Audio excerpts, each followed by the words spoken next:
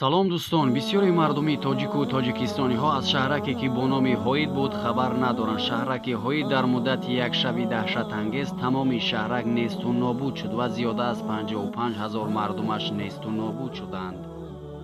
мардуми тоҷик бисёрияш аз ин мавзӯъ хабар надоранд, чунки ин шаби даҳшатангез яке омаду шаҳрак ва мардуми онҷаро несту нобуд кард.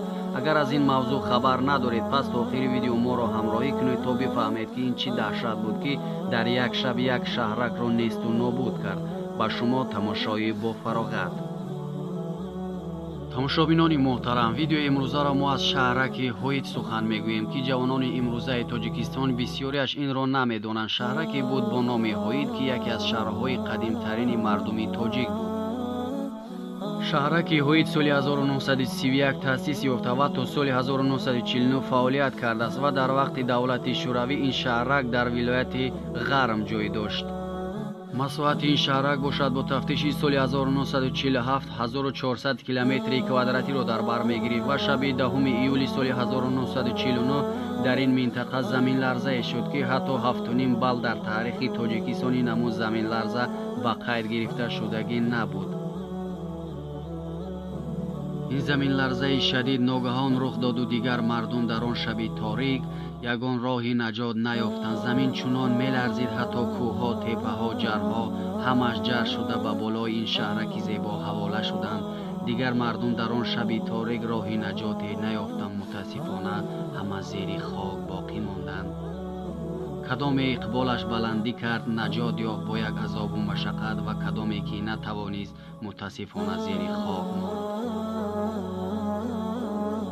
мардуми ҳоид ҳама рафт. дар як шаб нишонае аз ин шаҳрак ва аз мардуми ин шаҳрак боқӣ намонд. ҳама несту нобуд шуд. аз рӯи ақидаҳо гуфта мешавад ки ҳудудан 55 000 одам зери хок боқӣ монд ва ба баъзе ақидаҳои дигар 35 000 нафар низ гуфта мешавад.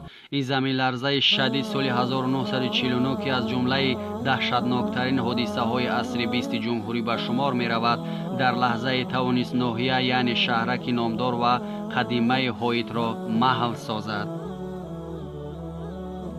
ин заминларзаи шадид ба ноҳияҳои Рашт, Ҷиргатол ва қалъаи Лаби об низ хисороти зиёде овард ва 150 деҳа вайрону валангор гардид.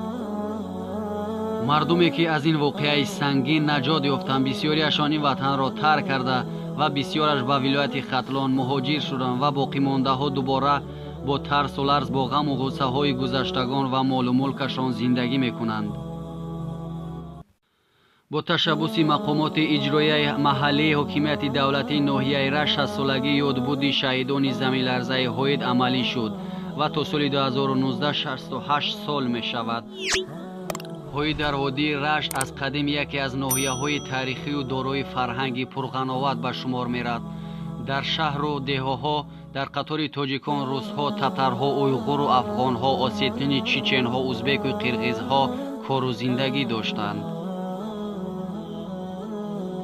шаҳраки ҳоид ки аз ҷиҳати ҷуғрофӣ дар маркази роҳи абрешимӣ қарор дошт, бо бозори шӯҳратмандаш на фақат дар водӣ, балки берун аз он ном бароварда буд. соли 1946 аз қалъаи Ҳисорак ҳайкалчаи зебо ёфта шуд ки ба асрҳои 1 ва 11 пеш аз мелод тааллуқ доштааст. аз ин маълум мешавад ки 2200 сол пеш ҳоид як шаҳри зебову обод будааст. бар асари заминларза зери хок монд. ای تیپه خاک مثل غمباده تو، غمباده و هزار غم داده تو، در روی تو نیست اگرچه از گور نشان، مدفونگه مردمان آزاده تو. می گفتند و می نالیدند بازماندگان در حق شهیدان خیش. заминларза яке аз даҳшатноктарин ҳаводиси табиӣ асри гузашта мебошад ки бинобар маълумоти гуногун дар натиҷаи он беш аз 50-55 000 одам ҷони худро аз даст дод. бархе манобеи дигар теъдоди қурбониёни ин заминларза то 35 000 нафар гуфтанд. дар ҳар сурат ин қурбонитарин ҳодисаи табиии ҷумҳурии тоҷикистон аст. вобаста ба ин ҳодиса маводи хеле кам нашр шудаву ба гуфти бархе аз таърихшиносон дар гузашта ҳукумати шӯравӣ талоши худро кард ки ҷузъиёти ин заминларзаро махфӣ нигаҳ дорад. дар замони истиқлолият бошад ҳукумати ҷумҳурии тоҷикистон барои эҳтироми гузаштагони ин заминҷунбӣ як зумра барномаҳоеро амалӣ кард. аз ҷумла чанд сол қабл маҷмӯаи нави ёдгорӣ бахшида ба ин ҳодиса рӯнамоӣ шуда буд. пайкараи пешинаи 7 метраи модари ҳоид дар соли 1993 аз рӯи гурӯҳи мусаллаҳи номаълум хароб шуда буд. яке аз камтарин адабиёте ки қиссаҳои аз ин ҳодиса дорад, матлаб заминларзаи ҳоид аст, ки дар сомонаи асрори асрҳо нашр шудааст. бародарони азиз, қиссае ҳаст, ки як ҷавони ҷабрдидаи ин шаҳрак ба ронандаи таксие нақл мекунад. Виктор Ҷумаков мегӯяд: марде бо номи Искандар маро дар мошинаш савор карду ба тарафи ин минтақа равон шудем. аз ҷониби чапи роҳ дар пушти дарёи пуршӯр ва тираи сурхоб қуллаҳои силсила кӯҳи сафеду кабуди Пётри Бузург намоён буд. аз ҷониби роҳи рост бошад доманаҳои кӯҳи Зарафшон менамояд. пули сурхобро гузашта Искандар мошинро боздошт, муҳаррикро хомӯш кард ва аз мошин берун омад. дар зери қафои чархи мошин сангеро гузошту ба роҳи хираи борик ба тарафи шимол ба ғори сиёе, ки аз дохилаш дарёи шухи Ясман мегузашт, рафтан гирифт. ҳангоме ки ҳаво торик шудан гирифт, он ғор бисёр ваҳмангез шуд ва даруни ғорро дида намешуд ва Искандар дар наздикии он ғор истоду вақти намоз буд, намоз хонд ва ман бошам даруни мошин даромада кӯҳҳоро нигоҳ мекардам, то ин ки Искандар ояду аз ӯ бипурсам. баъди якчанд минут Искандар баргашт ва аз ӯ пурсидам: барои чӣ ту мошинро дар ин ҷо доштӣ? Искандар ҷавоб дод: ман дар он ҷо якчанд сол пеш зиндагӣ мекардам. Виктор гуфт: ҳоло дар он ҷо чӣ аст? Искандар ҷавоб дод: ҳеҷ чиз нест, ҳама барвақт вафот карданд. боз Виктор пурсиданро давом дод: магар ягон ҳодиса рӯй дод? бале, кӯҳҳо ба ҳам омаданд. шаҳре буд бо номи ҳоид, қишлоқҳои зиёде дошт. имрӯз ҳама одамҳо зери хок ҳастанд. падар, модар, бародару хоҳар, бобову момаҳоям ва ҳама наздиконам зери хок ҳастанд. ман дигар касе надорам. Виктор гуфт: ту чӣ гуна наҷот ёфтӣ? Искандар гуфт: ман дар аскарӣ будам ва як сол сипарӣ гардид. моро аз аскарӣ ҷавоб доданд, ки ба хунаҳоямон равем. ман ба ноҳияи ғарм омадам. дар он ноҳияи ғарм ба ман гуфтанд: роҳ баста аст, дигар рафтан имконият надорад. ба ман гуфтанд заминларза рух дод ва кӯҳҳо ба ҳам омаданд. дар ноҳияи ғарм низ хонаҳои харобшуда зиёд буданд. ҳама аз тарси дигарбораи заминларза дар хаймаҳо зиндагӣ мекарданд. роҳро баста буданд ва мусофиронро ба ҳоиту ҷиргатол роҳ намедоданд. Виктор гуфт: ба ту чӣ кор кардӣ? Искандар ҷавоб дод: ман то замони аскарӣ рафтанам чӯпонӣ кардам ва ҳамаи роҳҳоро медонам. рафта аз бозор нон ва обу мавиз гирифтам. паго саҳар барвақташ аз миёни кӯҳҳо ба манзилам ҳангоме ки шом ба шаҳри ҳоид расидам.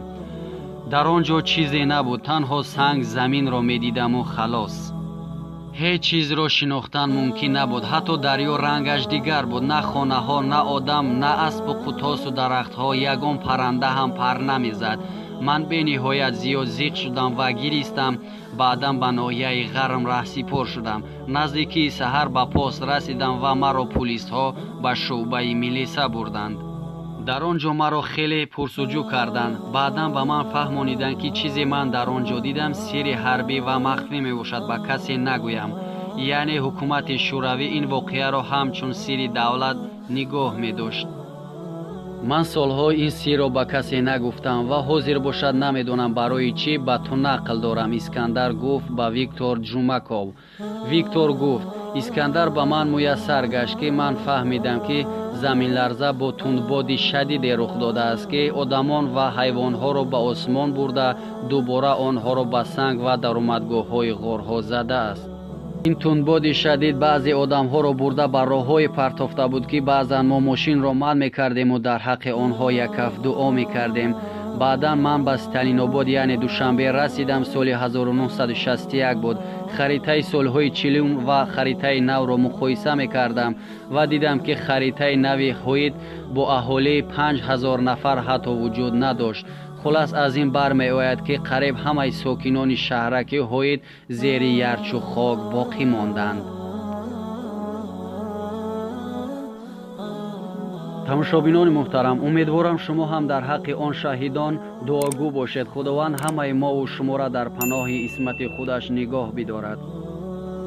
шумо дар канали Life TJ қарор доред. тамошобинони муҳтарам, умедворам видеои имрӯзаи мо барои шумо маъқул шуда бошад. ҳатман барои пешрафти кори мо дар видеои мо баҳогузорӣ кунед ва фикру ақидаҳои худатон дар комментария нависед. видеоро барои дӯстонатон дар имо Одноклассик поделиса кунед то видеоҳои ояндаи мо боз ҳам ҷолибу диданитар шавад. боқӣ монда дар паноҳи худо бошед.